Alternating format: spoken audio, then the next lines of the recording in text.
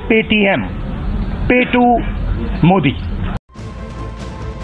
Paytm এর উপর কোপ आज तक डिजिटल ब्रेकिंग पर बड़ी खबर। आरबीआई ने पेटीएम पेमेंट्स बैंक पर लगाए कई प्रतिबंध। आरबीआई के फैसले पर आया पेटीएम का बयान। पेटीएम ने कहा बचा हुआ। হ্যালো ফ্রেন্ডস, আমি দেবনাথ মন্ডল। আপনি দেখছেন দেবনাথ মন্ডল ওয়াইটি চ্যানেল। তো চারদিকে শুনেছেন পেটিএম বন্ধ হতে চলেছে এবং পেটিএম সম্বন্ধে বিভিন্ন ভিডিও আপনি অলরেডি দেখে ফেলেছেন। তো এই ভিডিওতে আমরা পেটিএম এর ডাউনফল নিয়ে ডিটেলস আলোচনা করব। ভিডিও শেষ পর্যন্ত থাকুন। 28 নভেম্বর 2017 পেটিএম পেমেন্ট শুরু করে এবং কোভিড-19 সময়কালে এই ব্যাংক লকডাউনে এক বড় সুবিধা দেয় সারা দেশ জুড়ে। কিন্তু কি এমন হলো যে সেন্ট্রাল ব্যাংক আরবিআই পিপিবিএল কে বন্ধের নির্দেশ দেয়। আরবিআই বারবার পেটিএমকে সজাগ করে কিন্তু কোন নির্দেশে মানে না পেটিএম। এক কথায় পেটিএম তার ডিসিশনে স্থির ছিল, ঠিক এরকম।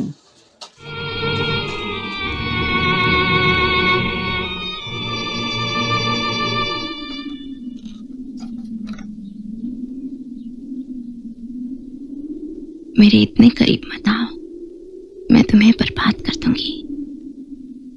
मैं बर्बाद होना चाहता हूँ। পেটিএম সিইও বিজয় শেখর শর্মা 2018, 22 ও 23 ইয়ারগুলিতে কোনো রকম অপারেশনাল টাস্ক নেয়নি এবং পেটিএমকে বরবাদের দিকে ঠেলে দেয়। এখন আসা যাক 2018 সালে। পেটিএম পেমেন্ট ব্যাংক এর এন্ডে ব্যালেন্স ও নন কমপ্লায়েন্স উইথ কেওয়াইসির উপর আরবিআই নিষেধাজ্ঞা জারি করে। এন্ডে ব্যালেন্স মানে দিনের শেষে অ্যাকাউন্ট ব্যালেন্স একটা পরিমাণ মেনটেন করতে হয়, যেগুলি বাকি সমস্ত কমার্শিয়াল ব্যাংকগুলি করে, কিন্তু পেটিএম করতে এটি ব্যর্থ হয়। নন কমপ্লায়েন্স উইথ কেওয়াইসি এই সমস্যায় পেটিএম পেমেন্ট ব্যাংকে একটি প্যান কার্ডে অনেক অ্যাকাউন্ট, আবার কোনো অ্যাকাউন্টে কোনো প্যান কার্ডই নেই। এইরকম অবস্থায় অনেক অ্যাকাউন্ট এবং অনেক টাকা কোথায় যাচ্ছে, কেন যাচ্ছে, কে পাঠাচ্ছে, এ ধরনের তথ্যগত সমস্যা দেখা যায়। হতে পারে এটি মানি লন্ডারিংয়ের সঙ্গে যুক্ত। আরবিআই নর্মস অনুযায়ী KYC know your client mandatory. সোজা কথায় অ্যান্টি মানি লন্ডারিং এর রুলস পেটিএম মানে না।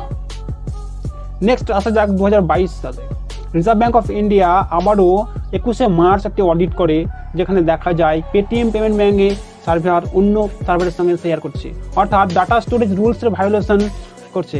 মানে এটা হলো প্রথমে কেওয়াইসি প্রবলেম ছিল এবং ডাটা স্টোরেজ ভায়োলেশনের পরিষ্কার হবে বলে যে অ্যাকাউন্ট টাকা কার কোথায় যাচ্ছে, এই ধরনের স্টোরেজ সমস্যা দেখা যায়। আরবিআই জানতে পারছে না, এদিকে মার্কেটে অনুমত ট্রানজাকশন চলছে, হতে পারে কালো টাকা সাদা করছে বা মানি লন্ডারিং হচ্ছে। পেটিএম সিইও বিএস শর্মা একটা ট্রানজাকশন করে চাইনার সাথে, যেটি খুব সন্দেহজনক ছিল।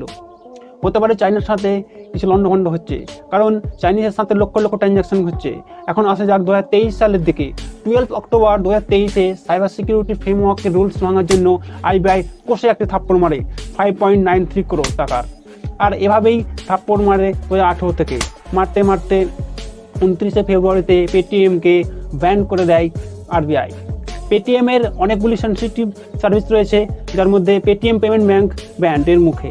পেটিএম এর উপর আরবিআই 5টি সেকশন জারি করেছে।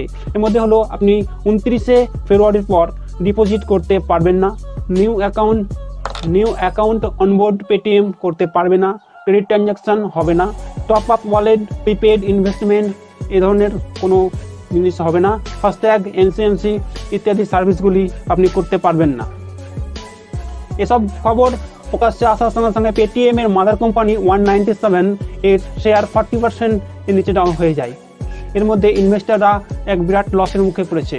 শুরুতে পেটিএম এর শেয়ার অনেক হাই ছিল এবং আইপিও আসে, বাট এখন ইনভেস্টররা বিপদে। সো দ্য কনক্লুশন ইজ, এখন পেটিএম এর কোনো ফিউচার নেই। 29 ফেব্রুয়ারি এর আগেই সমস্ত টাকা তুলে নিন এবং খরচ করে ফেলুন।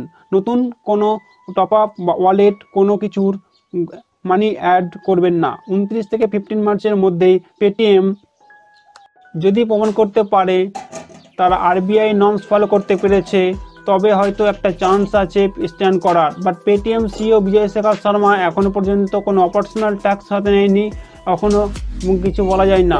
ভিডিওটি ভালো লাগলে একটি লাইক করুন এবং বন্ধুদের সাথে শেয়ার করুন। এই ভিডিও ক্লিক করে আপনি বিশদে জানতে পারবেন ভারত গুগলকে কেন ফাইন করে। এই পর্যন্তই। জয় হিন্দ।